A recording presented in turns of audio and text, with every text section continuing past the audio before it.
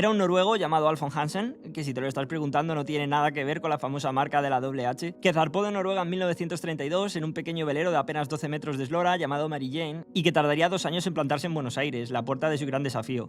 Pero antes de contarte cómo acabó su historia, tienes que conocer a sus tripulantes, porque Hansen no navegaba solo del todo. Le acompañaban un perro y un gato, Mate y Sailor. De hecho, en Lisboa, ya zarpando, Hansen se dio cuenta de que le faltaba el gato, por lo que no le quedó otra que dar media vuelta para acabar encontrándolo escondido en un remolcador cercano.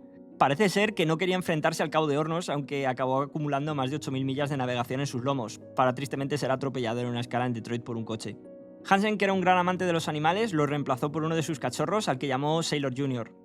Y otra de las cosas que descoloca de estos hombres es lo poco que tenían, y es que a pesar de los estereotipos que podamos tener hoy en día de cualquiera que pueda zarpar en su velero para dar la vuelta al mundo durante varios años, no eran millonarios ni tenían necesariamente patrocinadores detrás. De hecho, uno de esos pioneros del Cabo de Hornos compró el velero con el que se jugó la vida por $250 de la época, unos pocos miles de euros de hoy en día.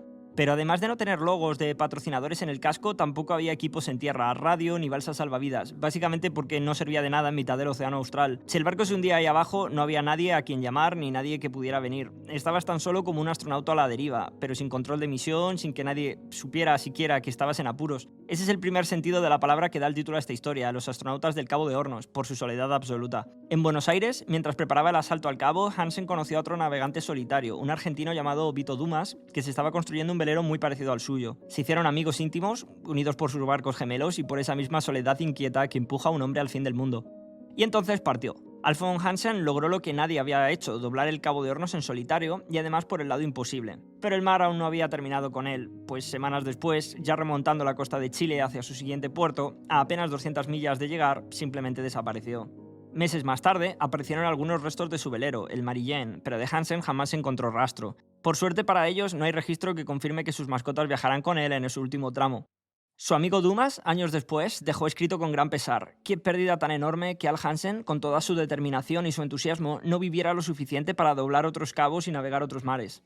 Y hay quien cuenta que cuando años más tarde Dumas decidió doblar el Cabo de Hornos en solitario, en la noche más dura de su travesía dejó escrito que no se sintió solo, que a su lado, acompañándolo en el paso, podía sentir la presencia de su buen amigo Alfons Hansen. Y por si todo eso sonara demasiado solemne, que quede claro que estos hombres vivían cosas sencillamente increíbles. El propio Dumas, en una de sus noches de navegación, cuenta que notó cómo el barco chocaba con algo y se frenaba en seco. Pensó que había encallado en una roca, salió a cubierta y descubrió que su velero estaba intentando trepar por el lomo de una ballena dormida. Se había colado sin saberlo entre dos ballenas que descansaban en la superficie y el barco se abría paso entre ellas a duras penas. Dumas se quedó petrificado, sin mover un músculo, imaginando lo que pudiera haber pasado si aquellos dos animales se hubieran despertado de golpe. Y así, entre fantasmas y ballenas, se afrontaba el cruce del Cabo